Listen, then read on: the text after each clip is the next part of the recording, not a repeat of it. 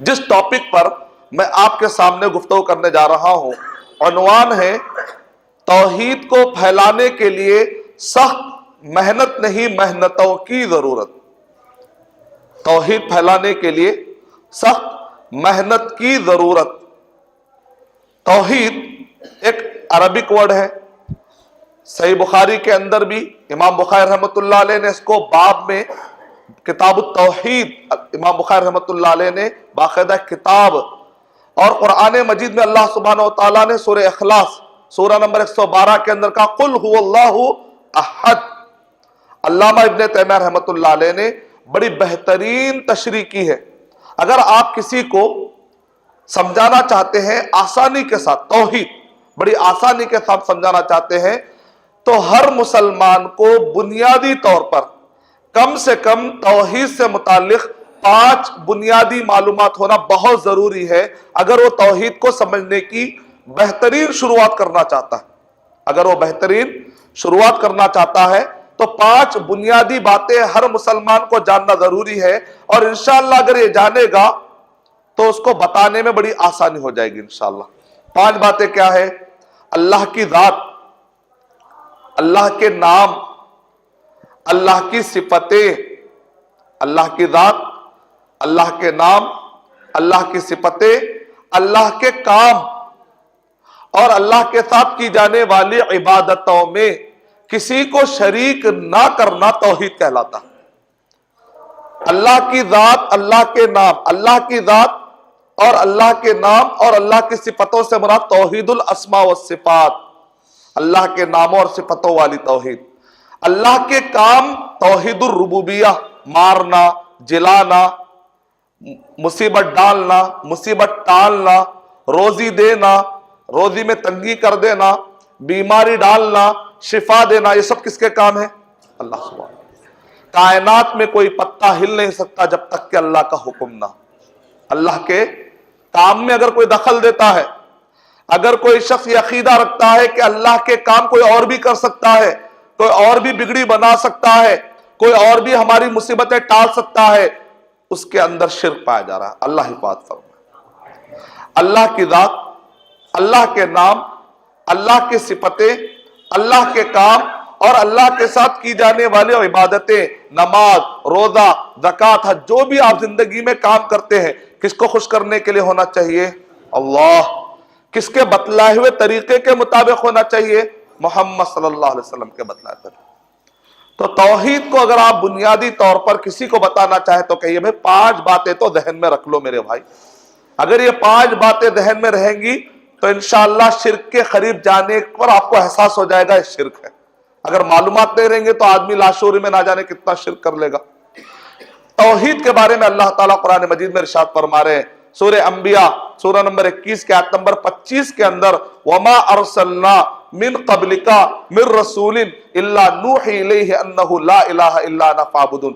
جتنے بھی رسول آئے اللہ کہہ رہے ہیں ہم نے ہر ایک کو یہی حکم دیا کہ وہ میرے اکیلے کی عبادت کرے، یعنی اللہ کے ساتھ کسی کو بھی شریک نہیں کرنا چاہیے۔ سورہ زاریات سورہ نمبر 51 آیت نمبر 56 میں اللہ سبحانہ و تعالیٰ کہہ رہے ہیں وَمَا خَلَقْتُ الْجِنَّ وَالْإِنسَ إِلَّا لِيَعْبُدُونِ۔ میں نے جنوں انسانوں کو اس لیے پیدا کیا تاکہ وہ میرے اکیلے کی عبادت کرے، یعنی میرے ساتھ کسی کو بھی شریک نہ کرے۔ سورہ زمر سورہ نمبر 65 کی آیت نمبر سورہ زمر سورہ نمبر 39 کی آیت نمبر 65 میں اللہ سبحانہ و تعالیٰ کہہ رہے ہیں لَإِنْ أَشْرَكْتَ لَا يَحْبَطَنَّ عَمَلُكَ وَلَتَكُونَنَّ مِنَ الْخَاسِرِينَ۔ اے نبی اکرم صلی اللہ علیہ وسلم اگر آپ بھی شرک کریں گے تو آپ کے عمل ویسٹ ہو جائیں گے، بیکار ہو جائیں گے، اور آپ نقصان اٹھانے والوں میں سے ہو جائیں گے۔ تو شرک کے بارے میں پناہ مانگنی چاہیے، کیونکہ اللہ سبحانہ و تعالیٰ انبیاء کرام کو بھی کلیئر کر دے رہے ہیں کہ شرک ایسا گناہ ہے اس کو اللہ سبحانہ و تعالیٰ معاف کرنے والے نہیں ہے۔ بغاوت کو کیسے معاف کریں گے؟ ایک آدمی کہتا ہے ایاک نعبد و ایاک نستعین، لیکن ہم پڑھتے ہیں لیکن سمجھتے نہیں۔ اگر ہم خالی ایک آیت سمجھ جائے تو ہندوستان سے پورا شرک ختم ہو جائے گا انشاءاللہ، لیکن ایک آیت سمجھنے کا ہم ٹائم نہیں دے رہے، پوری لائف گزر جاتی ہے ایک آیت سمجھنے کا ٹائم نہیں دے رہے ہم۔ نہ جانے کیسے کیسے خرافات، کیسے کیسے بدعتیں، آبا اجداد کے पुरखों کے नाम पर ना जाने कैसे कैसे रस्मों रिवाजों में हम पड़े हुए हैं। अगर एक आयत को अच्छा समझ जाए, लेकिन जल्दी जल्दी में हम क्या पढ़ते हैं कुरान में, इय्याका नाबुदु व इय्याका नस्तईन, इय्याका नाबुदु व इय्याका नस्तईन, रोजाना पढ़ते पढ़ते यहाँ का नाबुदु वहाँ का नस्तईन, क्या बोलते हैं, यहाँ का नाबुदु वहाँ का नस्तईन, इबादत यहाँ करेंगे, अल्लाह मांगना है तो फिर वहां पर जाकर खबरों पे मांगे, ऐसा नहीं होना, सीधा पढ़ना चाहिए, इय्याका नाबुदु व इय्याका नस्तईन, हम तेरी ही इबादत करते हैं और तुझी से मदद मांगते हैं, किसी और के पास नहीं जाएंगे। ऐ अल्लाह तुझसे बगावत नहीं करेंगे, हमने तुझसे मुआहदा किया, तेरे मुआहदे को नहीं तोड़ेंगे। सूरह नाम सूरह नंबर 6 के आयत नंबर 88 में अल्लाह ताला ने 18 नबियों का जिक्र करने के बाद अल्लाह ताला कह रहे हैं, ये रसूल, ये नबी, इनकी बड़ी ऊंची शान है, लेकिन वलो अशरकू लहबिता अन्हुम मा कानू यामलून, लेकिन अगर ये लोग भी शिर्क कर लेंगे तो अल्लाह सुब्हानहू व तआला उनको भी नहीं छोड़ेंगे, उनके अमल को भी अल्लाह बर्बाद कर देंगे। कितना क्लियर है मैसेज। शिर्क के बारे में जितना क्लियर मैसेज है, उतना ही मुसलमानों में इसके बारे में कम शोर और कम इल्म पाया जाता है। अल्लाह हमारी इस्लाह फरमा दे। अल्लाह हम मुसलमानों को शिर्क से बचकर फिर दूसरों को भी बुत परस्ती और शिर्क से बचाने के अल्लाह ताला तौफीक अता फरमाए। तौहीद अच्छा समझ जाने के बाद, डेफिनेशन भी मैंने आपको बताया, आयतें भी मैंने आपके सामने रख दी हैं, क्लियर हो गया कि तौहीद की अहमियत क्या है, तौहीद का माना क्या है। इस तौहीद को फैलाने के लिए जो नबी और सहाबा के जमाने में थी, उस तौहीद को फैलाने के लिए हमें सख्त मेहनत करने की जरूरत है। सख्त मेहनत की, तौहीद फैलाने के लिए हमें सख्त मेहनत की जरूरत है। और इस्लाम अगर फैलाना चाहते जज्बा है तो पहले तौहीद को समझना बहुत जरूरी है, क्योंकि अगर तौहीद ही नहीं समझेंगे तो सारा अमल दुनिया में आप जो भी करेंगे वेस्ट हो जाएगा। देखिए नबी सल्लल्लाहु अलैहि वसल्लम और सहाबा कराम कैसी मेहनत किया करते थे इस्लाम को फैलाने के लिए, इस तौहीद को फैलाने के लिए, अल्लाह का तारुफ देने के लिए कैसी मेहनत करते थे, जरा अंदाजा लगाइए। उससे हमारे अंदर भी जज्बा पैदा होगा इंशाअल्लाह। नबी अकरम सल्लल्लाहु अलैहि वसल्लम, एक मिसाल में मक्के की देता हूं, एक मिसाल में मदीने की। जब नबी अकरम सल्लल्लाहु अलैहि वसल्लम की उम्र मक्कतुल मुकर्रमा में, आपकी उम्र क्या थी, 51, 52, 53, 51, 52, 53, लगभग ये उम्र नबी अकरम सल्लल्लाहु अलैहि वसल्लम, दरअसल हिंदुस्तान में ये उम्र कहते हैं रिटायर्ड होने की उम्र, लेकिन नबी सल्लल्लाहु अलैहि वसल्लम ये उम्र में काम शुरू कर रहे हैं। ये उम्र में ताइफ को जा रहे हैं, मक्के से बाहर निकल रहे हैं, मदीना तैयबा में आए तो नबी सल्लल्लाहु अलैहि वसल्लम की उम्र आखिरी के 10 साल, 53 से लेकर 63 साल, ये उम्र में नबी सल्लल्लाहु अलैहि वसल्लम ने 81 गज़वात, सरिये, अंदाजा लगे क्या मैनेजमेंट था, क्या मेहनतें थी वो उम्र में। वो बुढ़ापे की उम्र आज हमारे जवानियों को चैलेंज कर रही है। क्या है जवानियां तुम्हारी तैयार इस्लाम की खिदमत करने के लिए? क्या है तुम्हारी जवानियां, तुम्हारी तवानाइयां, तुम्हारे स्किल्स, तुम्हारे वसाइल? वो नबी सल्लल्लाहु अलैहि वसल्लम के आखिरी अधेड़ और बुढ़ापे की तकलीफ की उम्र में नबी सल्लल्लाहु अलैहि वसल्लम ने इस्लाम की खिदमत के लिए कैसी मेहनतें की। आप पीछे नहीं हटे। ताइफ को जाने का आपने इरादा किया। ताइफ का मैदान, मक्का से ताइफ 100 किलोमीटर जाना, 100 किलोमीटर आना। कितनी दूर है? 100 किलोमीटर जाना, 100 किलोमीटर आना। और आप एक खादिम को लेकर चले गए, चाहते तो ग्रुप को भी ले जा सकते थे, लेकिन कहीं लोग ये समझेंगे कि शायद के हमले का प्लानिंग चल रही है, कहीं दावा का काम डिस्टर्ब ना हो जाए। नबी सल्लल्लाहु अलैहि वसल्लम खादिम को लेते हैं, और मुअर्रिखीन कहते हैं, हिस्टोरियन, के उस वक्त पर सख्त धूप पड़ रही थी, गर्मी थी, और जो पहाड़ था वो 5000 फुट की ऊंचाई पर, 5000 फुट की ऊंचाई पर। कैसा गए होंगे नबी अकरम सल्लल्लाहु अलैहि वसल्लम। और इंडिया के जो पहाड़ होते हैं जरा चिकने होते हैं, आप उस पर लेट भी सकते हैं, लेकिन वहां के जो पहाड़ हैं नोकीले पहाड़, बतहा के पहाड़ियां, नोकीले पहाड़। कैसा गए होंगे नबी अकरम सल्लल्लाहु अलैहि वसल्लम। और अगर सवारी भी गए तो पहाड़ पर कैसे चढ़े होंगे। वहां पर जाकर आपने दावत का काम किया, लोगों ने कहा अकेले मिल गए, तो मक्के के लोग गलतफहमी डाल रहे थे, वो गलतफहमी में आकर उन्होंने औबाशों को पीछे लगाया। नबी अकरम सल्लल्लाहु अलैहि वसल्लम के जिंदगी में, नबी सल्लल्लाहु अलैहि वसल्लम के जिस्म अतहर पर, ज़हनी तकलीफ की तो बात अलग है, लेकिन जिस्मानी तकलीफ की मैं बात कर रहा हूं। नबी सल्लल्लाहु अलैहि वसल्लम की जिंदगी में आपके जिस्म अतहर पर 16 मरतबा अटैक हुए, और नबी सल्लल्लाहु अलैहि वसल्लम ने इरशाद फरमाया, मेरे जिंदगी का सबसे तकलीफ दे अटैक वो था जो ताइफ के मैदान में पेश। जवानी की हालत में अगर पत्थर लगता है तो जख्म पैचअप होने में, मुंदमिल होने में देर नहीं लगती, لیکن بڑھاپے اگر آپ 51 سال کے آدمی سے پوچھئے کہ بھئی زخم سکنے کتنے ٹائم لگتا، وہ عمر میں نبی صلی اللہ علیہ وسلم کو جو پتھر مارے گئے اس کی وجہ سے جو خون نکلا، نہ جانے کتنی رات آپ تکلیف کی حالت میں سوئے ہوں گے۔ وہ راتیں ہمیں بلا رہی ہیں کہ انہوں نے اتنی محنت کی، وہ اتنے سیریس تھے، ہم اسلام کی خدمت کرنے کے لیے سیریس کیوں نہیں؟ ہم نماز پڑھتے ہیں، روزہ رکھتے ہیں، لیکن اللہ تعالیٰ کہہ رہے ہیں قُوْ أَنفُسَكُمْ وَأَهْلِيكُمْ نَارًا، اپنے آپ کو بھی اپنے گھر والوں کو بھی بچاؤ۔ ایک مسلمان سیلفش نہیں ہو سکتا ہے کہ چلو میں تو جنت میں جاؤں گا، میرے بیوی بچے جہنم میں جاتے ہیں تو جائیں، مجھے کیا لینا دینا۔ ایک مسلمان ایسا نہیں ہو سکتا۔ انسان جہنم میں جاتا ہے تو جائے، مسلمان جہنم میں جاتا ہے تو جائے، کوئی شرک کرتا ہے تو کرے، مجھے کیا لینا دینا، میں تو صحیح ہوں۔ مسلمان ایسا نہیں ہو سکتا۔ مسلمان کبھی بھی سیلفش نہیں ہو سکتا، مسلمان خود غرض نہیں ہو سکتا۔ مسلمان اچھا مسلمان خیر امت وہ ہے جو اچھائیوں کو پھیلاتا ہے، شیئر کرتا ہے، لوگوں کو بھی جہنم سے بچانے کی کوشش کرتا ہے۔ یہ نبی صلی اللہ علیہ وسلم کی تڑپ تھی۔ اور ہم دیکھتے ہیں مدینہ طیبہ کے اندر نبی صلی اللہ علیہ وسلم مدینہ طیبہ کے اندر 7 ہجری میں آپ نے خط روانہ کی۔ خط روانہ کے کیسی محنت دیکھیے آپ۔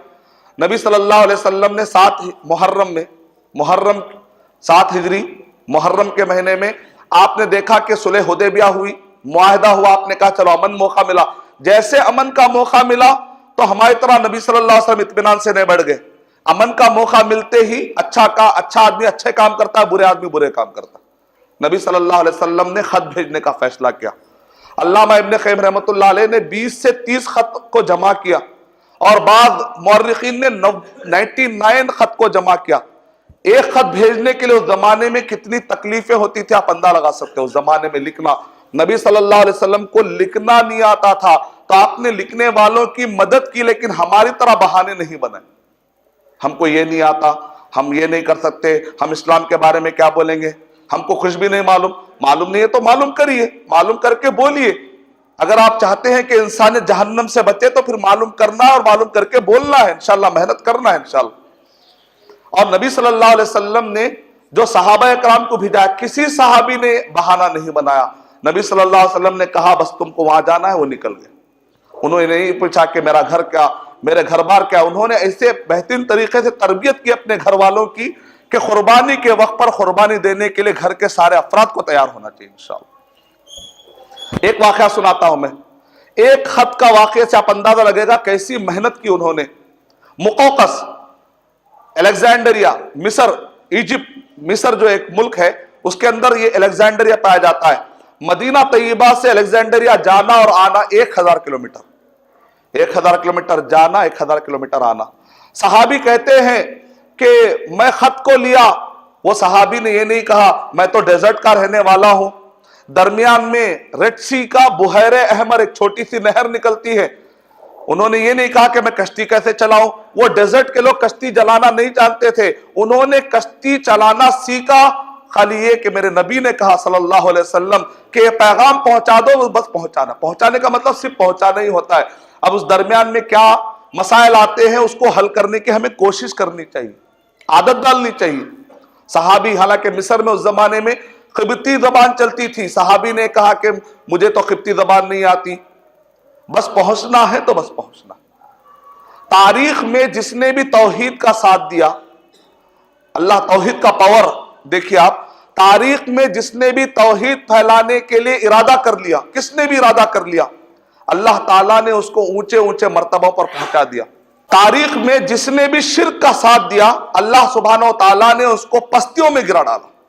مثال کے طور پہ ہم دیکھتے ہیں مغل سلطنت، کیسی خطرناک سلطنت، کیسی زبردست، دلی والے لوگ جانتے ہیں مغل سلطنت کے آج بھی ہمیں آثار نظر آتے ہیں۔ اس زمانے میں جبکہ اورنگزیب غفر اللہ عنہ کا زمانہ، 8 کنٹریز میں مغل سلطنت کا انفلوئنس تھا، ازبکستان، افغانستان، پاکستان، انڈیا، بنگلہ دیش، برما، نیپال، سری لنکا اور مالدیو پر انفلوئنس پایا جاتا تھا۔ اتنی بڑی حکومت کہ جس کو دیکھ کر برٹش بھی پریشان ہو جاتے تھے۔ لیکن جب انہوں نے کہا دل الہی، کیونکہ زوراسٹرنزم کا عقیدہ کیا ہوتا ہے، جو مذہب کا پیشوا ہوتا ہے اس کو اللہ کا وہ حصہ مانتے ہیں، کہا کہ اللہ کا سایہ، دین الہی کہا انہوں نے، پورے مذاہب کو ملا کر انہوں نے کاکٹیل کر دیا، شرک کفر سب کو ملا کر کہا وحدت الادیان، سارے دینوں کو ملا کر دبستان تہذیب، قرآن مجید کے بجائے دبستان تہذیب کتاب کو پروموٹ کرنے کی کوشش کی گئی۔ اللہ سبحانہ و تعالیٰ غیر مسلم کو پھر بھی اگر کوئی شرک کرتا ہے، بت پرستی کرتا ہے، تو اللہ سبحانہ و تعالیٰ کی سنت اور معاملہ الگ ہے، لیکن اگر کوئی مسلمان پاور میں آ کر شرک کا ساتھ دیتا ہے، اللہ سبحانہ و تعالیٰ اس کے پراخ چھوڑا دیتے، ختم ہوگی سلطنت آن کے آن میں۔ اللہ کو ایسے پاور کی ضرورت نہیں ہے، اللہ کو ایسے پاور کی ضرورت نہیں ہے مسلمان کے جو شرک پھیلائے، مسلمان ہوتے شرک پھیلائے گا، اللہ کو ایسے پاور کی ضرورت نہیں۔ بغداد کیسی حکومت تھی کہ جس کے بارے میں یہ کہا جاتا ہے کہ اس زمانے میں وہ لوگ اتنے ایڈوانس تھے کہ چائنا اور رشیا کے درمیان میں جو منگول ہے چنگیز خان، نرم کپڑا، وہاں جو کپڑا ملتا تھا، دنیا کے ایڈوانس لوگ بھی کڑک کپڑا پہنتے تھے، نرم کپڑا پہننا ہے تو وہ لوگ کہتے تھے بغداد جاؤ، وہاں کے لوگ نرم کپڑا بنانے میں ماہر۔ کیسی طاقت، کیسی حکومت!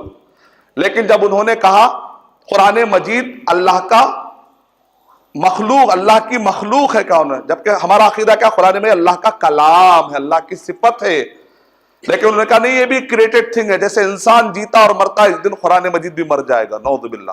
عیسائیوں کا عقیدہ ہے نا کہ عیسیٰ علیہ السلام ورڈ، اللہ کے ورڈ، ایک ورڈ بڑھتے بڑھتے بڑھتے جسم بن گیا، تو انہوں نے کہا قرآن مجید بھی ایک ورڈ ہے، نعوذ باللہ۔ عیسائیوں کے عقیدے سے متاثر ہو کر غلط عقیدہ انہوں نے جب پھیلانے کی کوشش کی تو اللہ نے بغداد کی حکومت کے پراخ چوڑا دیا۔ اللہ کو ضرورت نہیں ہے اسے پاور کی، اگر کوئی اسکلس ہے آپ کے پاس، کوئی نالج ہے، کوئی لینگویج ہے، اگر اللہ نے آپ کو ٹی وی پر آ کے موقع دیا، اگر اللہ نے آپ کو ریڈیو پر، اگر آپ کو اللہ سبحانہ و تعالیٰ نے کوئی ٹیکنالوجی دی ہے تو اس کو شرک پھیلانے کے لیے استعمال کریں گے تو اللہ تعالیٰ اس نعمتوں کو چھین لیں گے۔ اللہ تعالیٰ کبھی پسند نہیں کریں گے کہ مسلمان اللہ طاقت دینے کے بعد وہ شرک کو پھیلائے۔ اسپین کیسی حکومت تھی، 800 سال انہوں نے حکومت کیا کہ انسائکلوپیڈیاز میں لکھا ہوا ہے جب پوری دنیا اندھیرے میں سو رہی تھی، یورپ کے لوگ، امریکہ کے لوگ جب اندھیرے میں سو رہے تھے، اسپین کے وہ لوگ تھے جو رات میں ان کے سڑکوں پر انہوں نے اتنی بڑی مقدار میں روشنی جلانے کا انتظام کر لیا تھا کہ سڑکوں پر روشنی رہتی تھی، پوری دنیا اندھیرے میں سوتی تھی، وہ لوگ روشنی میں، ان کا پورا شہر جگمگاتا تھا روشنی سے، ویسے ایڈوانس تھے وہ۔ لیکن جب انہوں نے کیا کہا، ابن حزم کیسی بڑی شخصیت ہے، اتنے بڑے عالم بھی ان کا عقیدہ بھی خراب ہو گیا، معاشرے کا اثر پڑتا ہے، معاشرے کا اثر پڑتا ہے، معاشرے کا اثر پڑتا ہے۔ ہم یہ کہیں گے میں تو اچھا ہوں، نہیں، اگر معاشرہ خراب ہے تو اس کے بھی اثرات پڑتے ہیں۔ ابن حزم کتنی بڑی شخصیت، کتنے بڑے عالم ہیں، لیکن انجانے میں اللہ تعالیٰ معاف فرمائے، انجانے میں وہ بھی کہتے تھے اللہ کے نہ کوئی نام ہے نہ اللہ کی کوئی صفتیں ہیں۔ ایسا عقیدہ ہو گیا تھا، اس سے آپ اندازہ لگائیں پورے اسپین کا عقیدہ کیا ہو گیا تھا۔ جب بھی توحید میں خلل آیا، جہاں کہیں پر بھی مسلمان شرک کے راستے پر گئے، بت پرستی کے راستے پر گئے، اللہ تعالیٰ کی حکومتوں کو اللہ تعالیٰ نے ختم کر دیا۔ لیکن اس کے مقابلے میں جب بھی مسلمانوں نے توحید کا ساتھ دیا، جہاں کہیں پر بھی مسلمان ڈٹ گئے، کہا کہ ہم شرک نہیں کریں گے، ہم بت پرستی نہیں کریں گے، ہم بدعتیں نہیں کریں گے، ہم توحید کا ساتھ دیں گے۔ تاریخ میں دیکھیے آپ، نبی صلی اللہ علیہ وسلم اور صحابہ اکرام نے توحید کو نہ صرف سمجھا بلکہ انہوں نے پھیلایا، ماشاءاللہ۔ آن کے آن میں صرف 90 سال کے اندر 3 بر اعظموں پر مسلمان خلیفہ تھے، صرف 90 سال۔ 90 سال، ہمارے تو کئی جماعتوں کے عمریں 100 سال ہو گئے لیکن آج تک بھی کئی حکومتیں لا نہیں سکے۔ صرف 90 سال کے اندر ایک نہیں 3 بر اعظم، یعنی اگر آپ آج کیلکولیٹ کریں گے تو لگ بھگ 50 کنٹریز کو سنبھالے، 50 کنٹریز، 50 کنٹریز کو۔ کون؟ عمر بن عبدالعزیز رحمت اللہ علیہ۔ نہ اس زمانے میں کوئی راڈار سسٹم ہے، نہ اس زمانے میں کوئی ایسے کیمرے ہیں، لیکن انسائکلوپیڈیاز میں لکھا ہوا ہے کہ تاریخ کی سب سے امن والی اگر حکومت تھی تو عمر بن عبدالعزیز رحمت اللہ علیہ کی تھی۔ سیاہ و سفید کے مالک بن گئے، ایشیا کا ایک بہت بڑا حصہ، یورپ کا ایک بہت بڑا حصہ، افریقہ کا ایک بہت بڑا حصہ، یعنی اس زمانے میں بھی ابھی نیوزی لینڈ، آسٹریلیا، ابھی امریکہ دریافت بھی نہیں ہوئے، ان کا شمار بھی نہیں ہے۔ اس زمانے کے حساب سے آدھی دنیا مسلمانوں کے ہاتھ میں تھی، صرف 90 سال کے اندر۔ لیکن جب ہم شرک کے راستے پر چلے گئے تو اللہ نے ساری طاقتیں ہم سے چھین لی۔ یاد رکھیں توحید کا بہت پاور ہے۔ آپ کہیں گے ہو سکتا ہے یہ تو آپ بہت پرانی مثال دے رہے ہیں کہ توحید کا ساتھ دینے سے ایسا ہو گیا، کیا قریب میں بھی ایسے کوئی واقعات ہے کہ توحید کا ساتھ دینے سے اللہ تعالیٰ نے حکومت کا پاور دیا اور مسلمانوں کو مضبوط کر دیا؟ تو میں آپ کو کہوں گا محمد بن عبد الوہاب رحمۃ اللہ علیہ. آپ نے سنا ہوگا یہ ورڈ وہابڑا, کہتے ہیں تم وہابی ہو وہابی ہو, تو آپ کہیے وہابی مت کہیے, مجھے وہابی کہیے آپ, اور ذرا تشدید کے ساتھ کہیے, کوئی پرابلم نہیں. کیوں بھائی, کیوں آپ یہ لقب کو پسند کرتے ہیں؟ کیونکہ وہاب کس کی کا نام ہے؟ اللہ. وہابی مطلب اللہ والے. الحمدللہ, ایکسپٹڈ, نو پرابلم. آپ ہمیں برا لقب دیجئے, اس کے اندر اچھا معنی ہے, ہم لے لیں گے. محمد بن عبد الوہاب رحمۃ اللہ علیہ, جب یہ عرب کنٹریز میں ان کو شعور آیا کہ عرب میں بہت شرک پھیلا ہوا ہے, بہت زیادہ شرک پھیلا ہوا ہے, تو انہوں نے عیینہ سے کام شروع کیا. عیینہ کو انہوں نے مرکز بنا کر کام شروع کیا. تو وہاں کے لوگوں نے ان کو اتنا مارا, یہاں تک کہ زخمی ہو کے گر پڑے. محمد بن سعود, جو ابھی سعودی گورنمنٹ ہے, ان کے ابا کے نام پر ہے, محمد بن سعود رحمت اللہ علیہ, ان کے قبیلے کے باہر لے جا کر ان کو پھینک دیا گیا. لوگوں نے, وہاں کے سپاہیوں نے ان کو اٹھایا اور اٹھا کر لے جا کر بادشاہ کے پاس, محمد بن سعود رحمت اللہ علیہ کے پاس انہوں نے پیش کیا. جب وہ ہوش میں آئے تو ان سے پوچھا گیا آپ کس بنیاد پر آپ کو مارا گیا؟ کہا کہ وَمَا نَقَمُوا مِنْهُمْ إِلَّا يُؤْمِنُوا بِاللَّهِ الْعَزِيزِ الْحَمِيدِ. کہا کہ میں نے ان کی کوئی زمین نہیں چرائی, نہ میں نے ان کو کبھی گھورا, نہ ان کی غیبت کی, میں تو صرف توحید کی بات کرتا ہوں, شرک مت کرو, شرک مت کرو. تو یہ لوگوں کو پسند نہیں آتی بات, اور انہوں نے مجھے اتنا مارا کہ زخمی کر دیا. تو محمد بن سعود رحمت اللہ علیہ نے کہا اچھا توحید کے لیے آپ ٹھہرے ہوئے ہیں, تب تو آج سے میرا پاور اور آپ کا علم, چلو ہم دونوں مل کر پورے سعودی عرب سے شرک کو ختم کرتے. دونوں نے معاہدہ کیا. چھوٹا قبیلہ, پورا سعودی عرب پہ ابھی ان کو اللہ نے حکومت نہیں دی تھی, چھوٹا قبیلہ تھا, بہت چھوٹا قبیلہ. محمد بن عبد الوہاب رحمت اللہ علیہ نے کہا اے قبیلے کے سردار, یاد رکھنا اگر تم توحید کا ساتھ دے رہے ہو, بہت جلد اللہ تعالیٰ یہ پورے کنٹریز پر اللہ تعالیٰ تمہیں غلبہ عطا کر دے گا. محمد بن سعود رحمت اللہ علیہ کو محمد بن عبد الوہاب رحمت اللہ علیہ نے کہا لیکن کل کے دن اگر حکومت مل جائے تو تم پھر علم کے راستے کو نہ چھوڑنا, کہیں ایسا نہ ہو کہ حکومت مل گئی تو علم کے راستے کو نہ چھوڑنا. تو محمد بن سعود رحمت اللہ علیہ نے اس وقت پر کہا میں آپ سے وعدہ کرتا ہوں اگر اللہ نے مجھے اس کنٹری کا بادشاہ بنا دیا تو میں آپ کے خاندان میں جتنے علماء آئیں گے ان کی نگرانی میں پوری حکومت کر دوں گا. الحمدللہ آج تک بھی وہ لوگ اپنے معاہدے پر قائم ہیں. وہاں کا جو وزارہ منسٹری ہے, محمد بن عبد الوہاب رحمت اللہ علیہ کے خاندان میں جو علماء کرام ہیں ان کی سرپرستی میں چلتا ہے پوری سعودی گورنمنٹ. دیکھتے ہی دیکھتے اللہ سبحانہ و تعالیٰ نے, آپ جانتے ہیں محمد بن عبد الوہاب رحمت اللہ علیہ 1707 یہ ٹائم پر جبکہ ہندوستان میں برٹش یہاں پر آہستہ آہستہ انفلوئنس بڑھا رہے تھے, پوری دنیا مایوسی کے دور سے گزر رہی تھی, اس وقت پر محمد بن عبد الوہاب رحمت اللہ علیہ نے توحید کا پیغام لے کر ارادہ کیا تو دیکھتے ہی دیکھتے اللہ سبحانہ و تعالیٰ نے پورے سعودی عرب پر ان کو پاور عطا کر دیا. اللہ نے مدد کی کہ نہیں کی؟ آج کے دور میں بہت سارے مسلمان گھرانے سعودی عرب جا کر, عرب کنٹریز میں جا کر, گلف میں جا کر, جہاں پر الحمدللہ ظاہری طور پہ آپ کو کوئی شرک نظر نہیں آتا, اتنا زیادہ محنت کی گئی, کئی سالوں کی, 200 سال سے بھی زیادہ محنتوں کا نتیجہ ہے کہ آج عرب کنٹریز میں آپ کو شرک نظر نہیں آتا. اور آپ کہیں گے ہو سکتا ہے کہ نہیں بھائی وہ عرب میں مدد آتی ہوگی, ہندوستان میں مدد نہیں آتی ہوگی. نہیں, ایسی بات نہیں, ہندوستان میں بھی مدد آتی ہے. 1833 یہ وہ زمانہ ہے جبکہ ہندوستان میں برٹشرز مسلمانوں کو, غیر مسلم کو بہت ستا رہے تھے, یہاں تک کہ انہوں نے ہندوستان کو قبضہ کر لیا تھا. نوٹ کرنے والے نوٹ کر لیں کہ ماشاءاللہ مسلمان اس ہندوستان کو آزاد کرانے کے لیے جو نمایاں رول رکھتے ہیں, تاریخ لکھنے والے کو چاہیے کہ وہ پھر سے تاریخ لکھے تو ضرور پتا چل جائے گا کہ اس ہندوستان کو آزاد کرانے میں جتنا مسلمان کا رول ہے, جتنا مسلمانوں کا خون بہا ہے, دوسرے کمیونٹیز کا اتنا نہیں بہا. It is a challenge. اور 1833 میں شاہ اسماعیل رحمت اللہ علیہ, محمد بن عبد الوہاب رحمت اللہ علیہ نے کتاب التوحید لکھی. ہر گھر میں کتاب التوحید رہنا بہت ضروری ہے. اپنے بچوں کو آپ روزانہ پڑھائیے, ایک صفحہ انشاءاللہ بک ختم کرائیے. انگلش میں ہے, اردو میں, ہندی میں, کتاب التوحید. یہ کتاب پڑھنا ہر ایک کے اوپر ضروری ہے کیونکہ قرآن اور صحیح حدیث سے توحید کے بارے میں اس میں بتایا گیا. یہ محمد بن عبد الوہاب رحمت اللہ علیہ کی. اور ہندوستان میں 1833 کا واقعہ آپ کو یاد دلاتا ہوں. شاہ اسماعیل شہید انشاءاللہ رحمت اللہ علیہ, انہوں نے تقویت الایمان کتاب لکھی. آج بھی یہ اہل حدیث مدرسوں میں, مسجد چونکہ یہ اہل حدیث ہے, اہل حدیث کی مناسبت سے میں آپ کو یاد دلاؤں، شاہ اسماعیل رحمت اللہ علیہ ایک اہل حدیث عالم تھے، اور انہوں نے کتاب لکھی تقویت الایمان، اور آج بھی اہل حدیث مدرسوں میں یہ کتاب پڑھائی جاتی ہے۔ انہوں نے بھی توحید کو بنیاد بنا کر کام کیا۔ لوگ سیاست کو بناتے ہیں، تعلیم کو بناتے ہیں، صلاح کو بناتے ہیں، لیکن توحید کو بنیاد بنائیں گے تو ہمیشہ مدد ہوگی انشاءاللہ۔ تقویت الایمان انہوں نے کتاب لکھی، اور انہوں نے ایک چھوٹا سا گروہ کی ترتیب دی، اس کی انہوں نے ٹریننگ دی۔ تقویت الایمان کتاب پڑھتے تھے، اور دیکھتے ہی دیکھتے پورے ہندوستان کے اندر ایک ٹیم تیار ہو گئی۔ 1833 کا اگر آپ تاریخ کا پنہ نکال کر دیکھیں گے، آپ کو پتا چلے گا کہ چھوٹی سی جماعت تھی، لیکن انہوں نے انگریزوں کو ملک کے باہر نکال دیا تھا۔ اللہ نے ایسا پاور دیا۔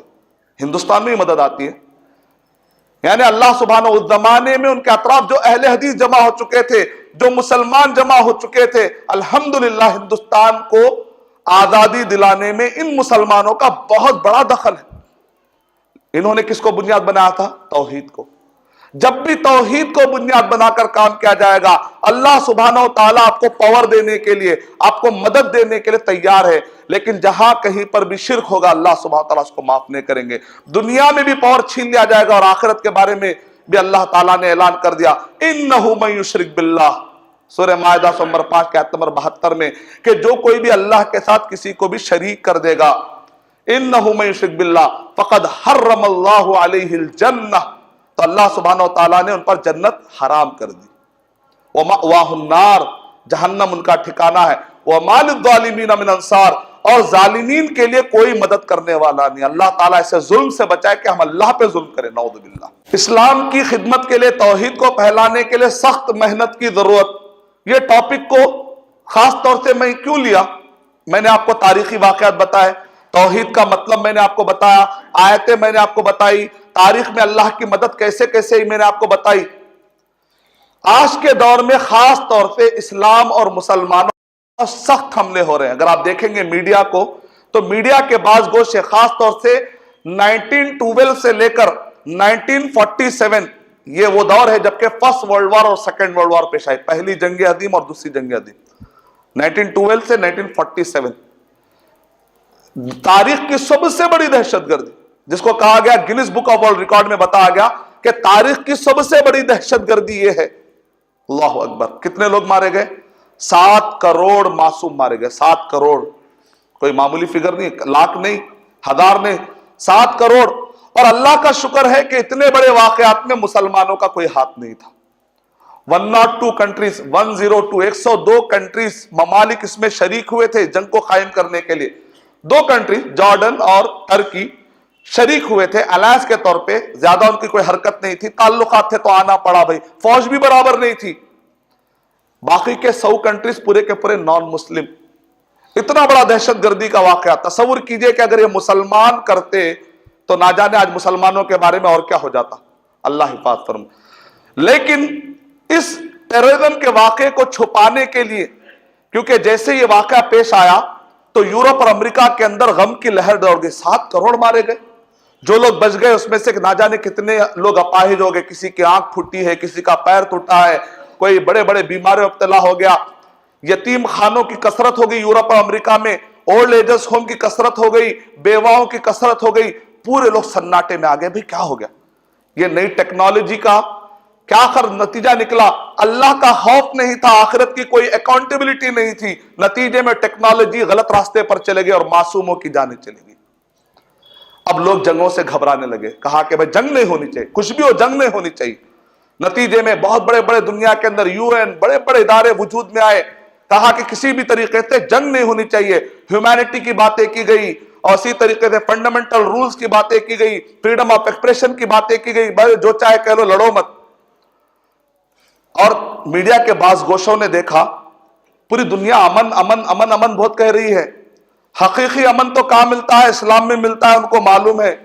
تو کہا کہ کہیں یورپ اور امریکہ کے لوگ امن امن کہتے کہتے کہ اسلام قبول نہ کر لے، کیونکہ اسلام کے ورڈ میں ہی امن ہے، سلامتی ہے، پیس ہے۔ اس سے پہلے کہ یہ لوگ یہ امن کی طرف آئیں، ان کو اسلام کے بارے میں غلط فہمیاں ڈال دینی چاہیے۔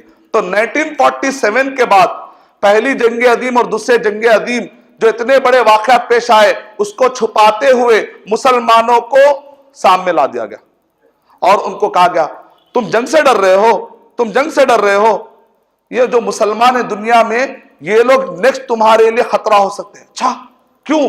کیونکہ ان کے قرآن مجید میں جہاد کا ورڈ ہے. جہاد کا معنی بدل دیا انہوں نے، کہا کہ ہولی وار، ہولی وار. یہ لوگ مذہب کے نام پہ کسی کو بھی کاٹ ڈالتے بھائی. اچھا ان کو ختم کر دو، ان کے پاس نہ پروفیسر ہے، ان کے پاس نہ سائنٹسٹ ہے، ان کو ختم کر دیا جائے تو کوئی پرابلم نہیں ہے. پروگرامنگ کی گئی، 60,000 کتابیں اسلام اور مسلمانوں کے خلاف لکھی گئی. دا اورینٹلزم پیج نمبر 59-69 کے درمیان یہ حقیقت بتائی گئی. 60,000 کتابیں اسلام اور مسلمانوں کے خلاف لکھی گئی. گزشتہ 10 سالوں میں اسلام اور مسلمانوں کے خلاف 30 موویز نکالے گئے. ماضی قریب میں آپ جانتے ہیں، اخباروں میں آپ جانتے ہیں کہ اس کے اندر ایک فلم نکالی گئی. اخبار پڑھنے والے آپ ہیں ماشاءاللہ، آپ جانتے ہیں، صاحب علم ہے. اس فلم کے اندر 17 منٹ کی یہ فلم ہے اور کہا مسلمانوں کا بھولا پن. دیکھیں کتنا سرکاسٹک ہے، انوسنس آف مسلم، مسلمانوں کا بھول، یعنی یہ لوگ بھولے پن میں آ کے تم کو قتل کر دے رہے.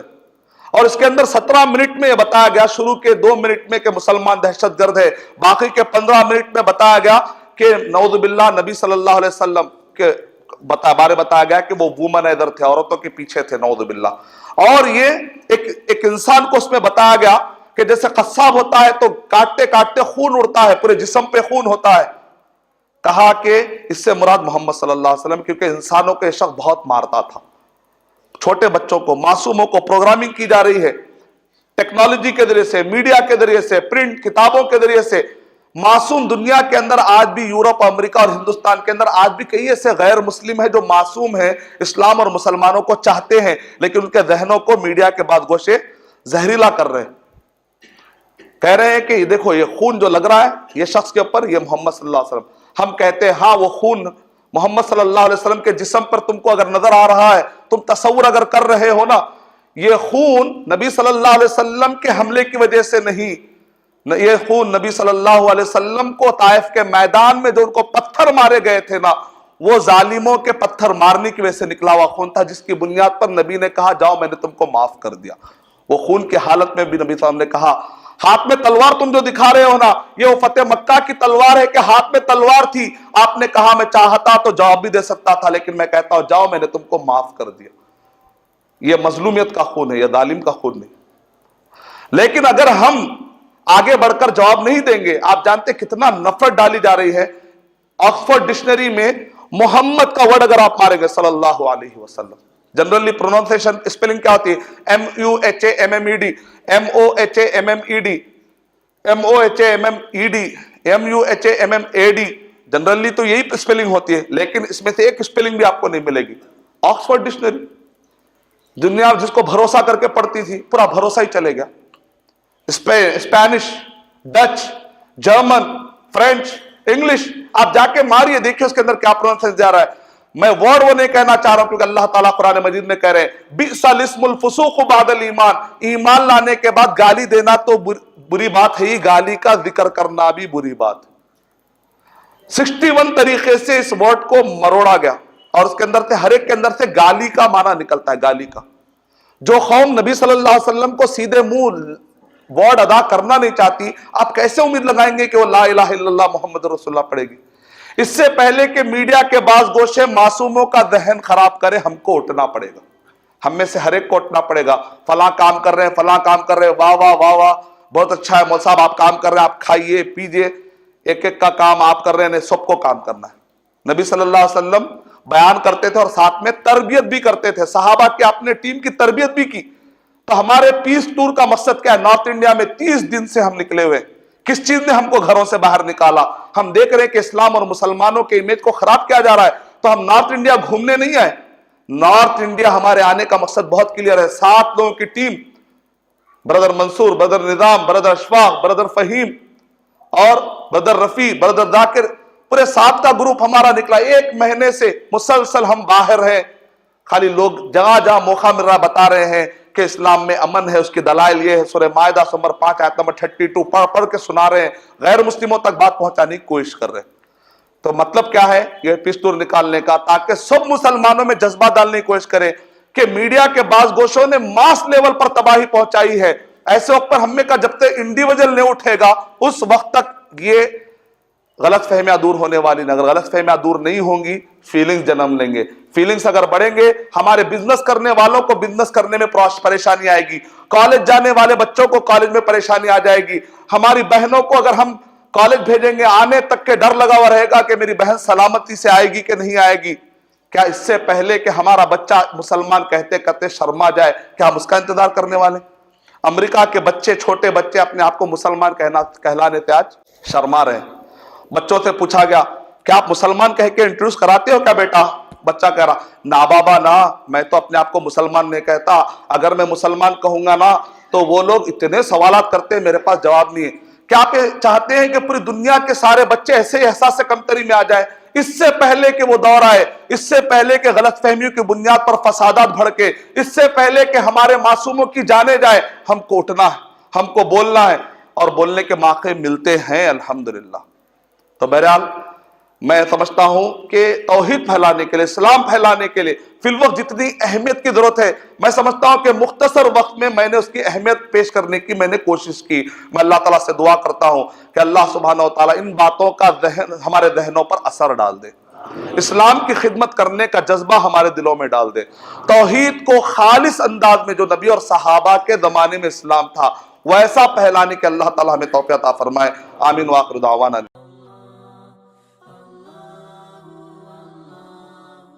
For authentic Islamic information, please log on to www.askislampedia.com.